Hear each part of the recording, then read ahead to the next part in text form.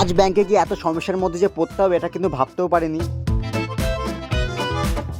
আজ মর্নিং হতেই দেখি অর্পণ আমাকে ডাকতে চলে এসেছে। এরা জিজ্ঞেস করছি আজ আমি কখন পুকুরে যাবো। একটু আর বিশ্ব এসে বলেছি ভাই আমার সঙ্গে চল ব্যাংকে চল। আর কিন্তু আমি আর দেবার বিশ্ব মিলে চলে যাই ব্যাংকে। আর আমাদের চ্যানেলে কিন্তু 1,500 সাবস্ক্রাইবার কমপ্লিট হয়েছে। এটা তোমার না থাকলে আমি করতেই পারতাম না। ব্যাংকে এসেছিল মেনলি বইটা আপডেট করতে, আর এখান দেখছি এত লাইন না, বইটা আপডেট হচ্ছেই না, আর এখানে মেশিনটাও খারাপ। কিন্তু চলে গেছিলাম আরেকটা ব্যাংকে, ব্যাংকের কাজ কমপ্লিট করতে না করতেই আর এসে ভাবলাম কি পুকুরে যাবো। বিশ্ব আমাকে বলে কি ভাই চল চুলটা প্রথমে কেটে তারপর পুকুরে যাবো। কিন্তু 12:30 সময় যাই আমরা সেলুনে, একটু বার দেওয়াও চলে এসে দেওয়া বলে কি ভাই আমিও আজকে চুল কাটবো। এবার কিন্তু চুল কাটতে কাটতে 3:10-15 বেজে যায়। কিন্তু নিজেই বলি যে ভাই দরকার নেই যাবার ভাই পুকুরে, তো অনেকটা বেলা হয়ে গেল, তাই কিন্তু একটা সাইকেলে 3 জনে কিন্তু বাইরে চলে আসি। কিন্তু বিকালে খাওয়া দাওয়া কমপ্লিট করে কিন্তু চলে যাই বিশ্বদের বাড়িতে।